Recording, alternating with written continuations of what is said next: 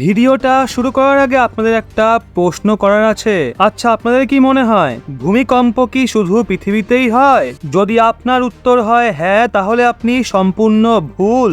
Recently একটা reading পাওয়া গেছে চন্দ্রযান 3 বিক্রম ল্যান্ডারের পেলোড ইলসা থেকে।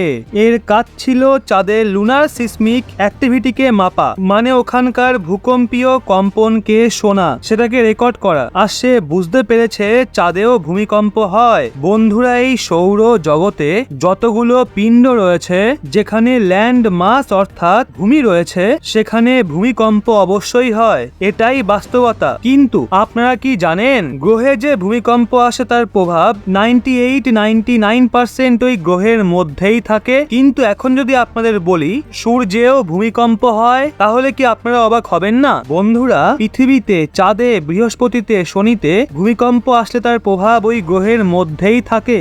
যা কিছু তছনছ হওয়ার ওই গ্রহের মধ্যেই হয়। কিন্তু যদি সূর্যে ভূমিকম্প হয়, তাহলে তার প্রভাব পুরো সোলার সিস্টেমে পড়ে। একে সোলার কোয়েকও বলা হয়। যেমন আর্থ কোয়েক হয়, ঠিক সেরকম সোলার কোয়েকও হয়। যখন এই ভূমিকম্প সূর্যে হয়, তো ওখান থেকে অনেক বড় মাত্রায় কোরোনাল মাস ইজেকশন হয়। বুঝে নিন, এটা লাভার মতো ম্যাটেরিয়াল হয়, যা ইলেকট্রোকেমিক্যালি অনেক পাওয়ারফুল হয়। এতে ইলেকট্রিসিটি হয়, কেমিক্যাল কম্পাউন্ড থাকে, আর এটা পুরো স্পেস ওয়েদারকে প্রভাবিত করে। মানে পুরো সৌরমণ্ডলের যে ওয়েদার রয়েছে সেটাকে প্রভাবিত করে। এই কোরোনাল মাস ইজেকশন যেভাবে সূর্য থেকে আসে, শুনলে অবাক হবেন। 3000 কিলোমিটার প্রতি সেকেন্ডের গতিতে যে সিএমইস, অর্থাৎ যাকে কোরোনাল মাস, আর একেই বলা হয় সৌর ঝড়। অনেকবার এরকমটা হয়েছে, পৃথিবীর ভিন্ন ভিন্ন কোণে ব্ল্যাক আউট করেছে। আমাদের এই অস্তিত্ব না অনেক ছোট্ট। মানব জাতির বিকাশ অনেক কম সময়ে হয়েছে।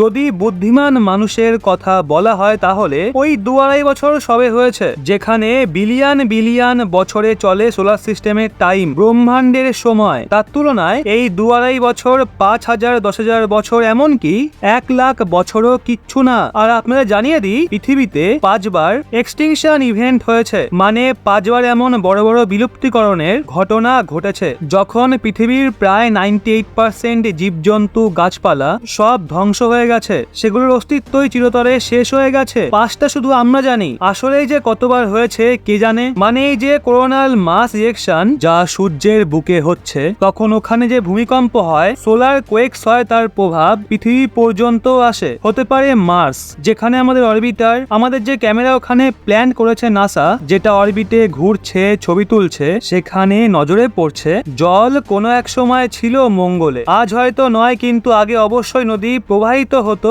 মঙ্গলের ভূমিতে, কিন্তু এখন আর সেগুলোর অস্তিত্ব নেই। তো বন্ধুরা, সূর্যের এই সোলার কোয়েকে কি মঙ্গলকে মরুভূমিতে পরিণত করেছে? মঙ্গলের বায়ুমণ্ডলকেই তছনছ করে দিয়েছে? যদি এমনটা মঙ্গলের সঙ্গে হয়ে থাকে, তাহলে কি এমনটা পৃথিবীর সঙ্গেও হতে পারে? আমরা কি এটা বলতে পারি না? সূর্যে এমন কোন বড় ভূমিকম্প হতে পারে যার কোরোনাল মাস ইজেকশনে পুরো পৃথিবীর বায়ুমণ্ডল রেডিয়েশনের জন্য শেষ হয়ে যাবে, পৃথিবীর ম্যাগনেটিক ফিল্ড তছনছ হয়ে যাবে, পৃথিবীতে পোলার সৃষ্টি হবে। এমন কি হতে পারে না? অবশ্যই হতে পারে বন্ধুরা। এই জন্যই সূর্যকে বুঝতে হবে। সূর্যের পৃষ্ঠে হওয়া গতিবিধিকে স্টাডি করা এবং তার গতিবিধির মিনিয়েচার ফর্ম, অর্থাৎ যখন ছোট কোরোনাল মাস ইজেকশন হয়, ছোট্ট ভূমিকম্প হয়, তখন কত দূর অব্দি বিস্তার লাভ করে সেটা, সূর্যের ক্রোমোস্ফিয়ারে কি হচ্ছে, সূর্যের ফটোস্ফিয়ারে কি হচ্ছে। ও আপনাদের বলে দিই, ক্রোমোস্ফিয়ার, ফটোস্ফিয়ার সূর্যের এলাকা। যেমন আমাদের বায়ুমণ্ডলের ভাগ রয়েছে, ঠিক সেরকমই ওখানে কি গতিবিধি হচ্ছে। এমন কি যে সূর্য রয়েছে, সেটাকে কাছ থেকে স্টাডি করলে বোঝা যায় সূর্য এরকম হয়ে থাকে,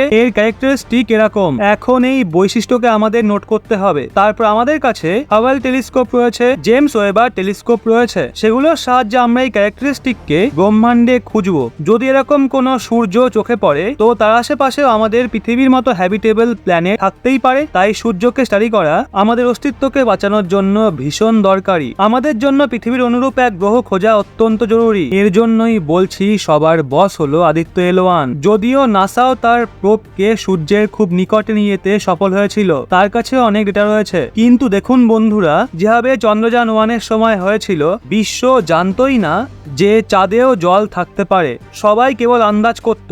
যেই চন্দ্রযান 1 ভারতের প্রথম মিশন ছিল, আর প্রথম মিশনেই সে ওই সন্ধান করে, তখন ছিল 2008 সাল, আর এখন সাল 2023। চাঁদে 50 বছর পর পুনরায় আমেরিকাকে যেতে হচ্ছে নিজের মহাকাশচারীদের নিয়ে। বন্ধুরা, চন্দ্রযান-1 ওই একটা খোঁজ আবার মুন রেসকে ট্র্যাকে এনে দিয়েছে। ঠিক একইভাবে হতে পারে সান রেসও শুরু করাবে ভারত। মানছি নাসা অ্যাডভান্স ও সোলার প্রোব পাঠিয়েছিল, কিন্তু আমাদের আদিত্য এল1ও কোনো অংশে পিছিয়ে নেই। এতে যে পেলোড লাগানো রয়েছে, এর যে ইমেজিং ক্যামেরা রয়েছে, সেটা 1440টা ছবি প্রতিদিন তুলবে। প্রতি মিনিটে একটা করে ছবি তুলবে সূর্যের। এটা পৃথিবী থেকে 15 লাখ কিলোমিটার দূরে গিয়ে L1 পয়েন্ট, যাকে বলা হয় ল্যাগারেঞ্জ 1 পয়েন্ট, সেখানে গিয়ে নিজেকে স্টাবলিশ করবে। আর ওখান থেকে 5 বছর লাগাতার প্রতি মিনিটে একটা করে ছবি তুলে পাঠাবে ইসরোকে। যে গতিবিধি হচ্ছে সূর্যের পৃষ্ঠে, যখন ওখানে ছোট সোলার ভূমিকম্প হয়, তো সেটা